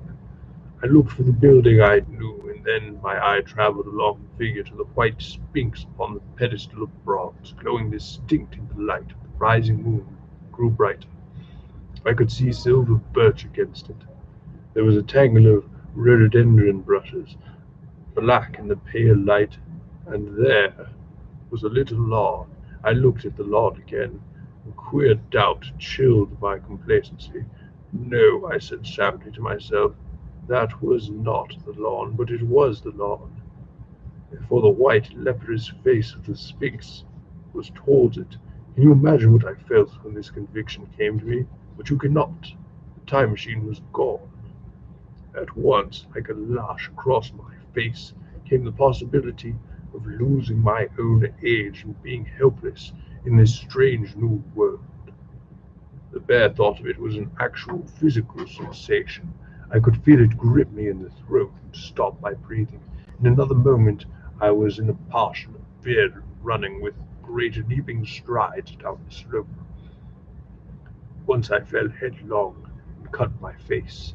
I lost no time in stitching the blood, but jumped up and ran on, with warm trickle down my cheek and chin. All the time I ran I was saying to myself, they have moved it a little, pushed under the bushes out of the way. Nevertheless, I ran with all my might, all the time with the certainty that sometimes comes with excessive dread. I knew that such assurance was folly. I knew instinctively that the machine was removed out of my reach. My breath came with pain. I suppose I covered the whole distance from Hillcrest to the little lawn, 2 miles perhaps in 10 minutes, and I am not a young man. I cursed aloud as I ran, and at my confident folly in leaving the machine, wasting good breath thereby. I cried aloud, and none answered. Not a creature seemed to be stirring in that moonlit world. When I reached the lawn, my worst fears were realized. Not a trace of the thing was to be seen. I felt faint and cold when I traced the empty space among the black tangle of bushes. I ran round it furiously as the thing might be hidden in a corner, and then stopped abruptly with my hands clutching my hair, shining leprous in the light of the moon, which seemed to smile in mockery of my dismay. I might have consoled myself by imagining the little people had put the mechanism in some shelter for me, had I not assured their physical and intellectual inadequacy. That is what dismayed me, the sense of some hitherto unsuspected power, through whose intervention my invention had vanished. Yet for one thing I felt assured, unless some other age had produced its exact duplicate, the machine could not have moved in time. The attachment of the levers I will show you in the method later prevented anyone from tampering with it in a way when they were removed. It had been moved, and was hid only in space. But then, where could it be? I think I must have had a kind of frenzy. I remember running violently in and out of moonlit bushes all around the Sphinx and startling some white animal that, in the dim light, I took for a deer. I remember, too, late at night, beating the bushes with my clenched fist until my knuckles were gnashed and bleeding from the broken twigs, then sobbing and raving in my anguish of mind. I went down to the great building of stone. The big hall was dark and silent and deserted. I slipped on the uneven floor and fell over one of the malachite tables, almost breaking my shin. Then I lit a match and went on past the dusty curtains of which I have told you. There I found a second great hall covered with cushions upon which perhaps a score or so of little people were sleeping. I have no doubt they found my second appearance strange enough, coming suddenly out of the quiet darkness, with inarticulate noises and a sputter and flare to match, for I had forgotten about matches. Where is my machine? I began bowling like an angry child, laying hands upon them and shaking them up together. It must have been very queer to them. Some laughed. Most of them looked sorely frightened. When I saw them standing round me, it came to my head that I was doing so foolish a thing as it was possible for me to do under the circumstances, in trying to revive the sensation of fear. For, reasoning from their daylight behavior, I thought fear must be forgotten. Abruptly I dashed down the match, and knocking one of the people over in my course, went blundering across the big dining hall again. Out under the moonlight I heard cries of terror and their little feet running and stumbling this way and that. I don't remember all that I did as the moon crept in the sky. I suppose it was unexpectedly nature of my loss that maddened me. I felt hopelessly cut off from my own kind, a strange animal in an unknown world. I must have raved to and fro, screaming and crying upon God and fate. I have a memory of horrible fatigue, as the long night of despair wore away, of looking in this impossible place and that, of groping among moonlit ruins and touching strange creatures in the black shadows, at last, of lying on the ground near the Sphinx and weeping with absolute wretchedness. I had nothing left but misery. Then I slept, and when I woke again it was full day, and a couple of sparrows were hopping round near me on the turf within reach of my arm. I sat up in the freshness of the morning, trying to remember how I had got there, and why I had such a profound sense of desertion and despair. Then things came clear in my mind. The pain, reasonable daylight. I could look my circumstances fairly in the face. I saw the wild folly in my frenzy overnight, and I could reason with myself. Suppose the worst. And I said, suppose the machine is altogether lost, perhaps destroyed.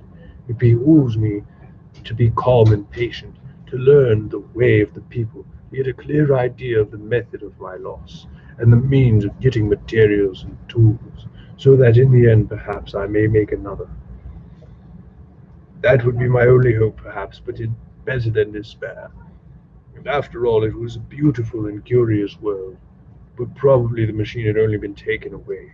Still, I must be calm and patient, find its hiding place, and recover it by force or by cunning. And with that I scrambled to my feet and looked about me, wondering where I could bathe. I felt weary, stiff, and travel-soiled. The freshness of the morning made me despair and desire an equal freshness. I had exhausted my emotion. Indeed, I went about my business. I found myself wondering at what intense excitement overnight. I made a careful examination of the ground about the little lawn, wasted some time in futile questionings, conveyed, as well as I was able to, such the little people as came by. They all failed to understand my gestures. Some were simply stolid, though it was a jest, laughed at me. I had the hardest task in the world to keep my hands off their petty laughing faces. It was a foolish impulse, but the devil-begotten fear and blind anger was ill-curbed and still eager to take advantage of my perplexity. The turf gave better counsel.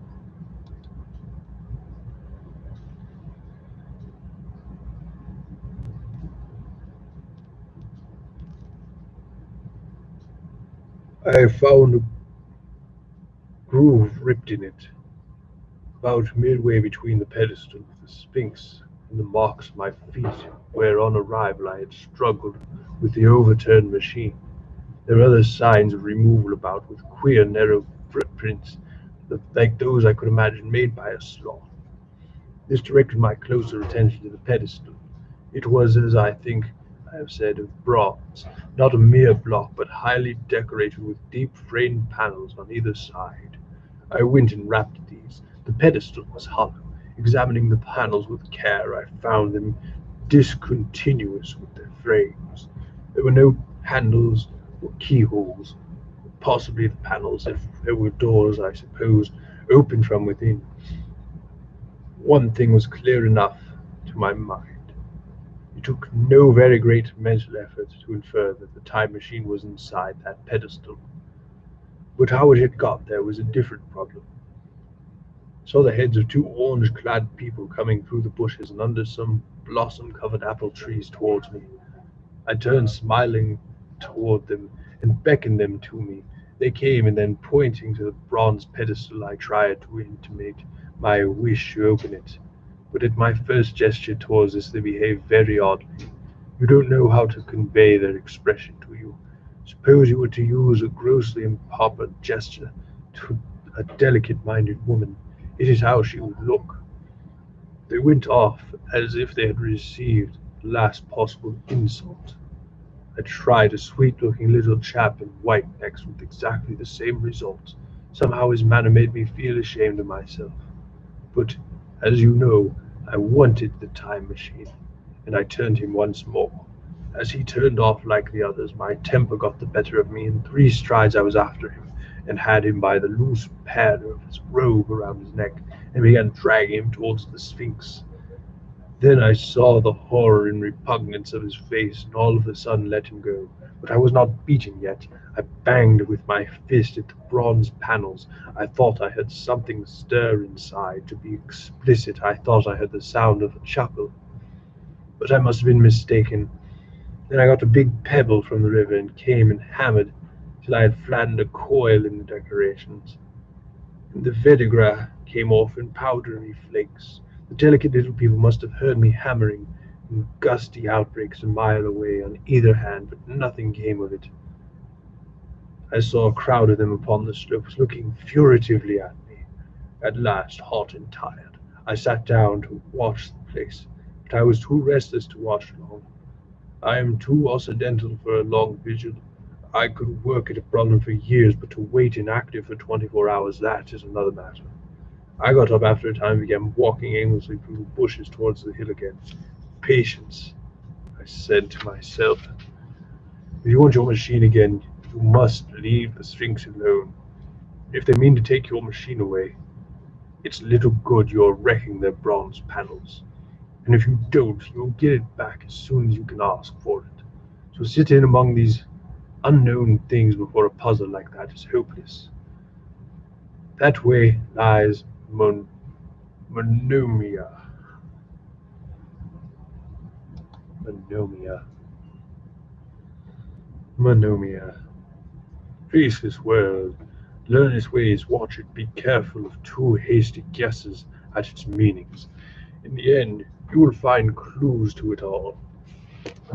Then suddenly, the humor of the situation came into my mind. The thought of years I had spent in the study and the toil to get into the future age, and how my passion and anxiety to get out of it. I had made myself the most complicated and the most hopeless trap that ever a man devised. Although it was my own experience, I could not help myself. I laughed aloud. Going through the big place, it seemed to me that the little people avoided me. It might have been my fancy, or it might have been something to do with me hammering at the gates of bronze. Yet I felt tolerably sure of this avoidance. I was careful, however, to show no concern and to abstain from any pursuit of them. And in the course of the day or two, things got back to the old footing. I made what progress I could in the language, and in addition, I pushed my explorations here and there.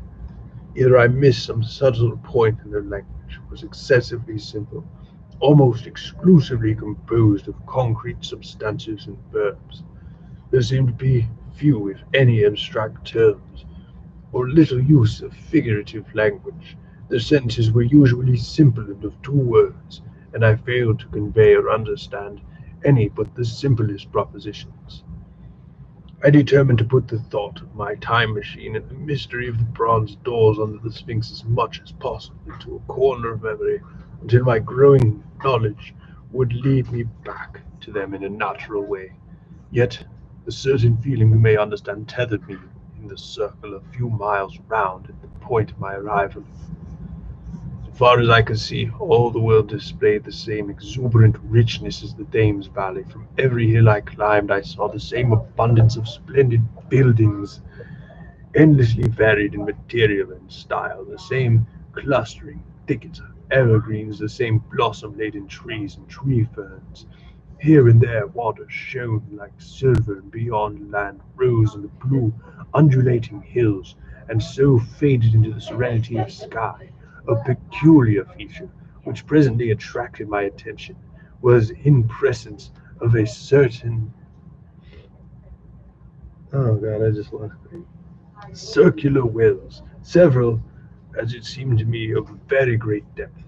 One lay by path up a hill, which I followed during my first walk. Like the others, it was rimmed with bronze, curiously wrought, and protected by a little cupola from the rain.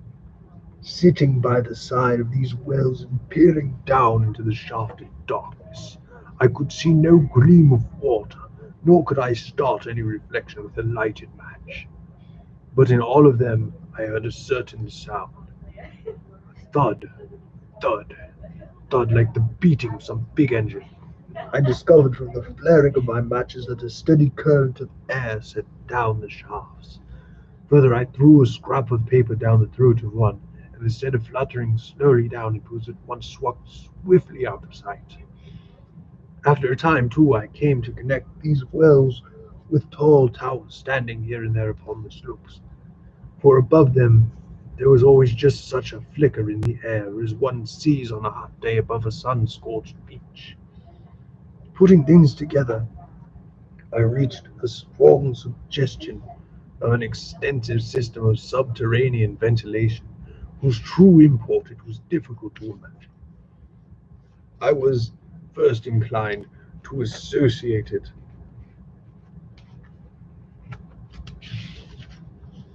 with the sanity apparatus.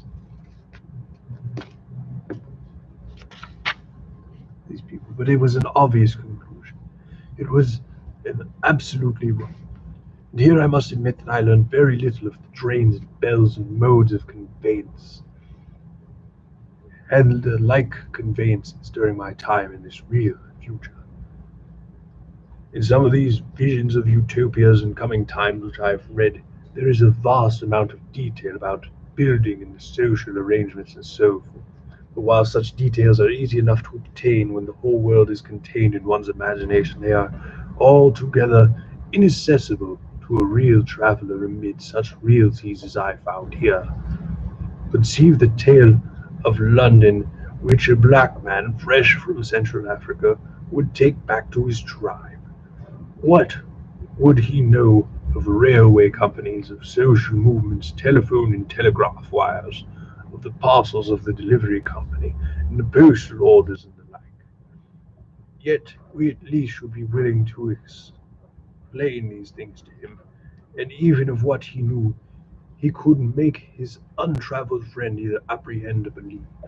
Then think how narrow the gap between Africa and England in our own times, and think how wide the interval between myself and these of the Golden Age.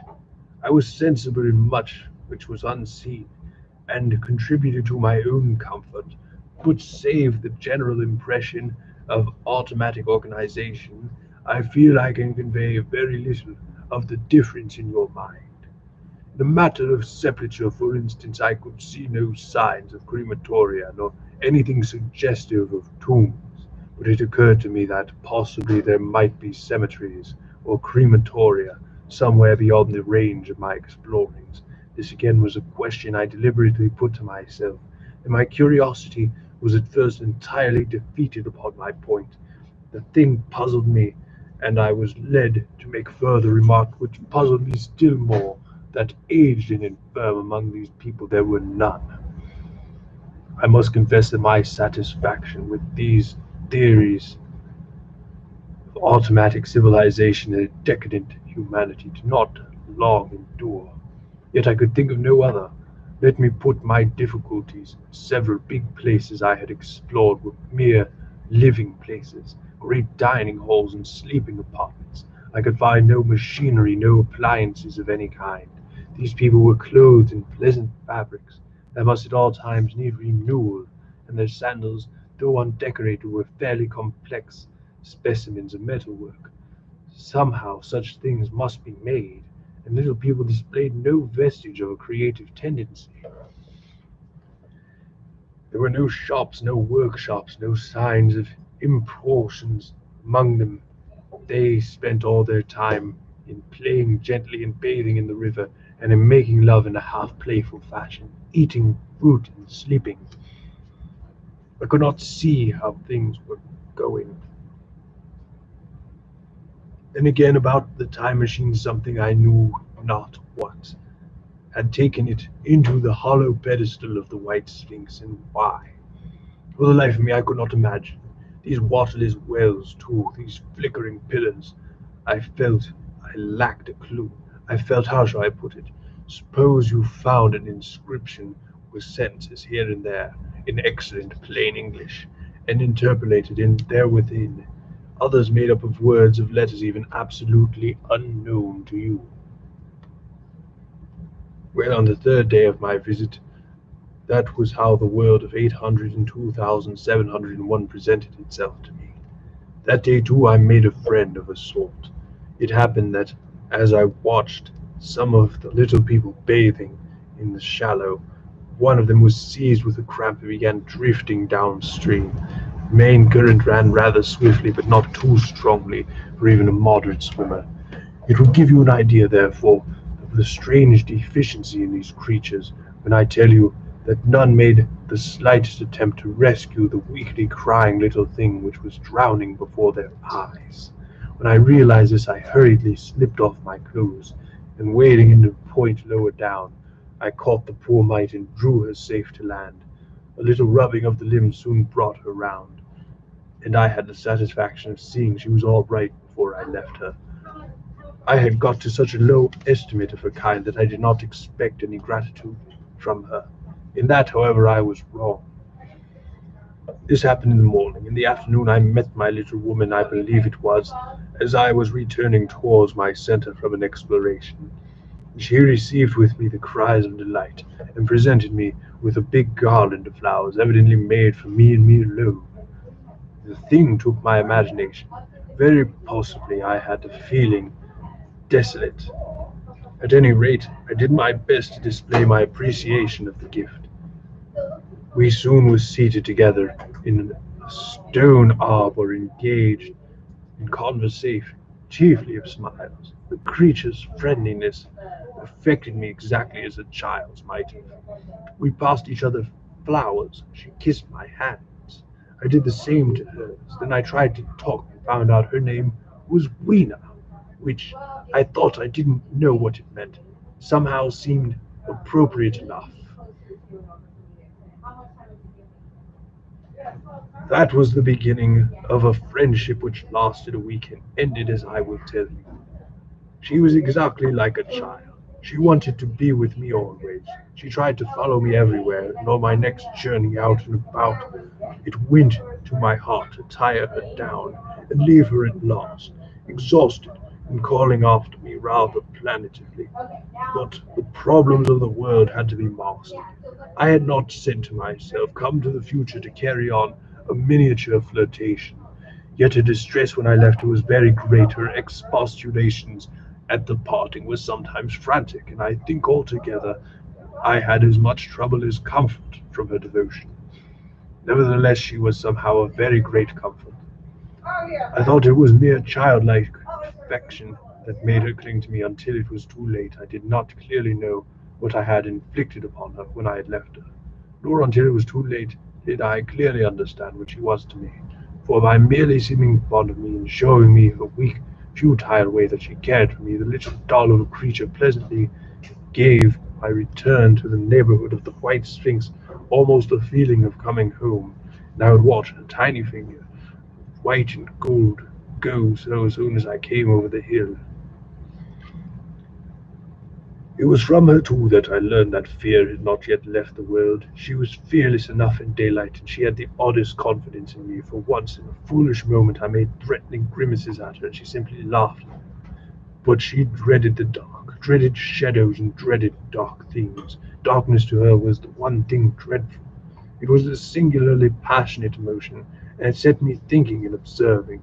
I discovered then, among other things, that these little people gathered to great houses after dark and slept in droves. To enter upon them without a light was to put them into a tumult of apprehension. I never found one out of the doors or one sleeping alone within doors after dark. Yet I was still such a blockhead that I missed the lesson of fear, and in spite of Weena's distress, I insisted upon sleeping away from these slumbering multitudes. It troubled her greatly, but in the end her odd affection for me triumphed, and for 5 of the nights of our acquaintance, including the last night of all, she slept with her head pillowed on my arm. But my story slips away from me as I speak of her. It must have been the night before her rescue that I was awakened about dawn. I had been restless, dreaming most disagreeably that I was drowned, and that sea anemones were feeling all over my face with their soft palps. I woke with a start, and with an odd fancy that some greyish animal had just rushed out of the chamber. I tried to get to sleep again, but I felt restless and uncomfortable. It was at that dim grey hour, when things are just creeping out of the darkness, where everything is colourless and clean-cut and yet unreal. I got up and went down into the great hall, and so out upon the flagstones in front of the palace. I thought I would make a virtue of necessity to see the sun rise.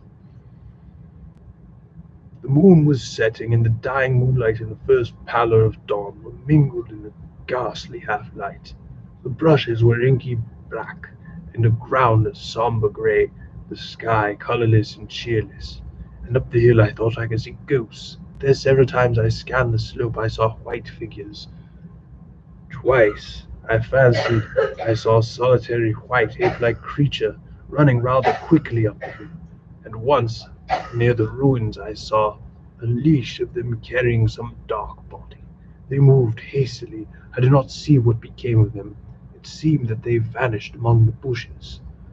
The dawn was still indistinct, you must understand. I was feeling that chill, uncertain early morning feeling you might have known. I doubted my eyes. As the eastern sky grew brighter, and the light of day came on, and its vivid coloring returned upon the world once more, I scanned very keenly, but I saw no visage of my white figures. There were more creatures in the half-light. They must have been ghosts, I said. I wonder whence they dated. A queer notion of Grant Allen's came into my head and amused me. If each generation die and leave ghosts, he argued, the world at last will get overcrowded with them. And on that theory they would have grown innumerable some 800,000 years hence. And there was no great wonder to see four at once. But that jest was unsatisfying, and I was thinking of these figures all in the morning until Weena's rescue drove them out of my head. I associated them in some indefinite way with the white animal I had startled in my first pass in its search for my time machine. But Weena was a pleasant substitute, yet all the same it was soon destined to take far deadlier possession of the mind. I think that I have said how much hotter than our own was the weather of this golden age. I cannot account for it. It may be that the sun was hotter, the earth was nearer the sun. It is usual to assume that the sun will go on cooling steadily in the future, but people unfamiliar with such speculations as those of the younger Darwin forget that the planets must ultimately fall back one by one into the parent body. As these catastrophes occur, the sun would blaze with renewed energy, and it may be that even some inner planet has suffered this fate. Whatever the reason, the fact remains that the sun was very much hotter than we know it.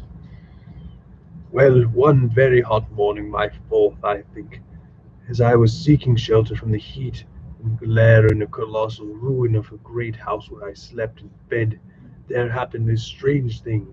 Clambering among these heaps of masonry, I found a narrow gallery, whose end and side windows were blocked by fallen masses of stone. By contrast with the brilliancy outside, it seemed first impenetrably dark to me. I entered it groping for the chance. From light and blackness made spots, and color swam before me. Suddenly I halted spellbound. A pair of eyes, luminous by reflection against the daylight without, was watching me out of the darkness. The old instinctive dread of wild beasts came upon me. I clenched my hands and steadfastly looked into the glaring eyeballs. I was afraid to turn. Then the thought of the absolute security in which humanity appeared to be living came into my mind.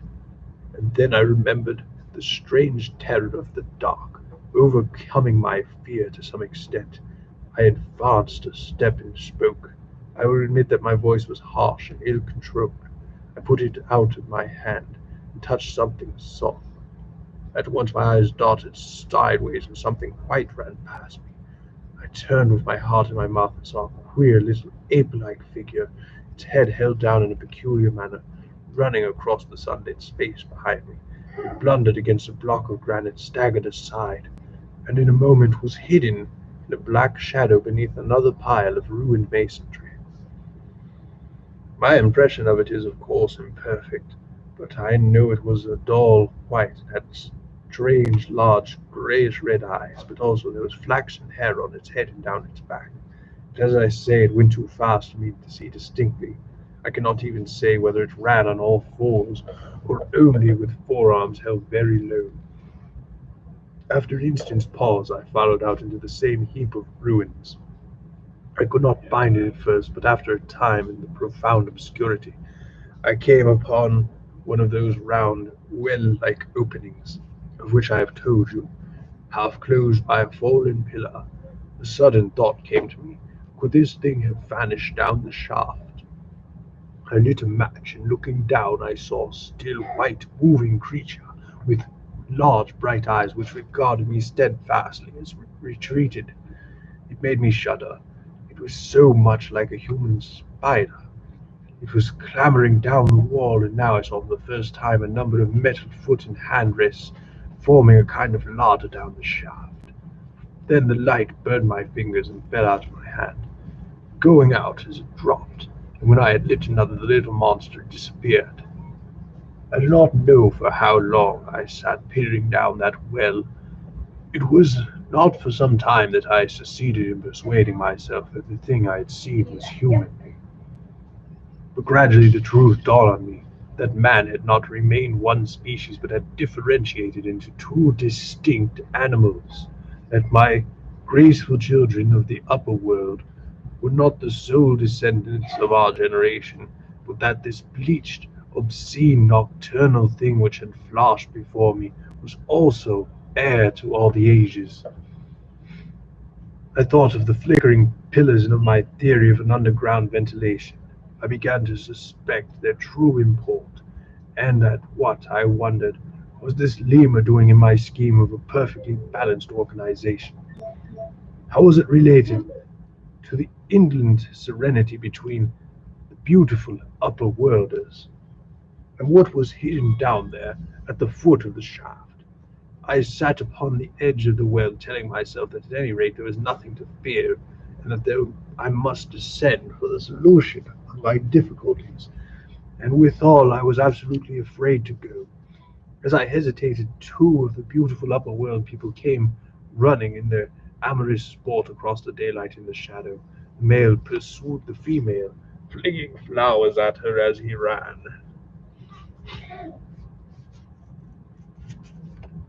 They seemed similarly distressed to find me, my arm against the overturned pillar, peering down the well. Apparently it was considered bad form to remark these apertures, but when I pointed to this one and tried to frame the question about it in their tongue, they were still more visibly distressed, and I turned away. They were interested in my matches, and I struck some to amuse them. I tried again about the well, and again I failed, so presently I left them, meaning to go back to Weena and see what I could get from her. But my mind was already in revolution. My guesses and impressions were slipping and sliding to a new adjustment. I had no clue. I had now a clue to the import of these wells, to the ventilating towers, to the mystery of the ghosts, to say nothing of a hint of the meaning of the bronze gates and the fate of the time machine. Very vaguely there came a suggestion towards the solution of the economic problem that had puzzled me. Here was a new view. Plainly, the second species of man was subterranean. There were three circumstances in particular which made me think that its rare emergence above ground was the outcome of a long continued underground habit. In the first place, there was a bleached look common in most animals that live largely in the dark. The white fish of the Kentucky caves, for instance, and those large eyes with that capacity for reflecting light, are a common feature of nocturnal things. Witness the owl and the cat.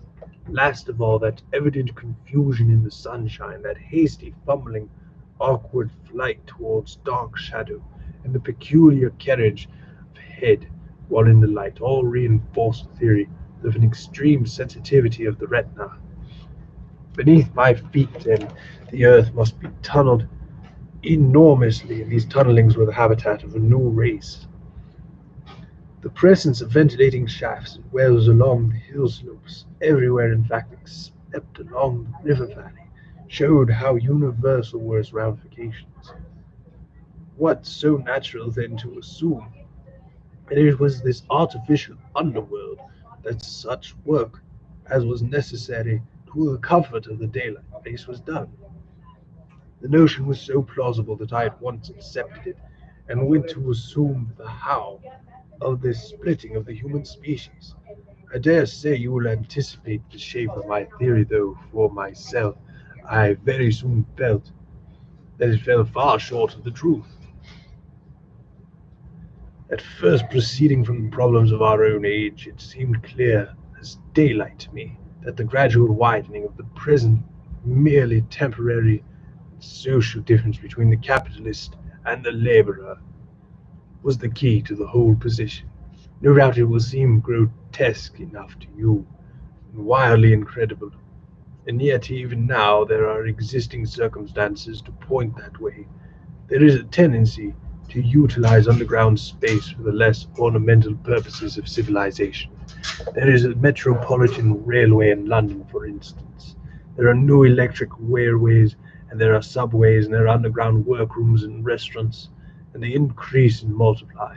Evidently, I thought this tendency had increased until industry had gradually lost its birthright in the sky. I mean that as it had gone deeper and deeper into larger, even larger underground factories, spending a still increasing amount of its time therein, till in the end, even now, does not an East End worker live in such artificial conditions as practically be cut off from the natural surface of the earth?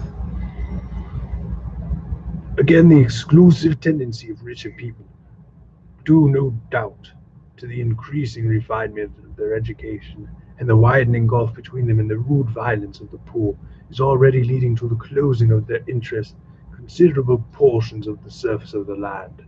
About London, for instance, perhaps half the prettier country is shut in against intrusion, and this same widening gulf, which is due length and expense of the higher educational process, and increased facilities for and temptations towards refined habits on the part of the rich, will make the exchange between class and class the primary intermarriage which at present retards the splitting of our species along such lines of social stratification less and less frequent. So in the end above ground you have the haves, pursuing pleasure and comfort and beauty, and below ground the have-nots, the workers getting continually adapted to the conditions of their labor. Once they were there, they would no doubt have to pay rent, and not a little of it, for the ventilation of their cabins, and if they refused, they would starve or be suffocated for arrears. Such of them as were to be constituted as to be miserable and rebellious would die, and in the end, balance being permanent, the survivors would become as well adapted to the conditions underground life and as happy in their way, and the upper world people were to theirs. It seemed to me the refined beauty and the elated pallor flowed naturally enough. The great triumph of humanity I dreamed of took a different shape in my mind. It had been no such moral triumph of education and general cooperation as I had imagined. Instead, I saw a real aristocracy, armed with perfected science and working to logical conclusion the industrial system of today. Its triumph had not been simply a triumph over nature, but a triumph over nature and the fellow man. This, I must warn you, was my theory at the time. I had no convenient cicerone in the pattern of utopian books. My explanation may be absolutely wrong. I still think it is the most plausible one. But even on this supposed balance of civilization, that was at least attained must have long since passed its zenith, and was now far fallen into decay. Too perfect security of the upper worlders had led them to a slow movement of degeneration, to a general dwindling of size, strength, and intelligence. That I could see clearly enough already. What had happened to the undergrounders I did not yet suspect, but from what I had seen of the Morlocks, that, by the by, was the name for which these creatures were called. I could imagine that the modification of the human type was even far more pronounced than among the Eloi, the beautiful race that I already know. Then came troublesome doubts. Why had the Morlocks taken my time machine? For I felt sure it was they who had taken it. Why, too, were the Eloi were masters? Could they not restore the machine to me? If, why were they so terribly afraid of the dark? I proceeded, as I have said, to question Weena about this underworld, but here again I was disappointed. At first, she would not understand my questions, and presently she refused to answer them. She shivered as though the topic was unendurable, and when I pressed her Perhaps a little too harshly, she burst into tears. They were the only tears except my own I ever saw in the Golden Age, and when I saw them I ceased abruptly to trouble about the Morlocks, and I was only concerned in banishing these signs of the human inheritance from Weena's eyes. As soon as she was smiling and clapping her hands, while I solemnly burned a match. I think that's where we're going to call it for the day. Seems about right. We're a little more than halfway in. H.G. Wells is The Time Machine. Yeah, because I'm on page 67. This thing only goes to 113, 112. So, just out of my lack of patience, we're done for the evening. Thank you so much to everybody who helps make these possible. Shouts out to the Virgos. Y'all deserve your birthday love. Shouts out to H.G. Wells. I know y'all probably were expecting War of the Worlds, but we do things differently. Let's take a quick peek over here at Discord. Nothing really coming up. Okay. So I guess we'll call it quits for today. One last time, shouts out against the World G. Shouts out Octawave. Shouts out the fine folks over here at the Anderson Township Library. Shouts out Aaron and Keenan, who are both members of the Virgo gang. Shouts out Rakeem, Brittany, Marie. Shouts out Octawave against the World G. Don't watch Continue Dog Rose. All my literate fans over here at the r/alternate history of Discord as well. Make sure y'all smash that like button, and we'll be back with more of this probably tomorrow. Faux Faith NFA gang. One love, y'all.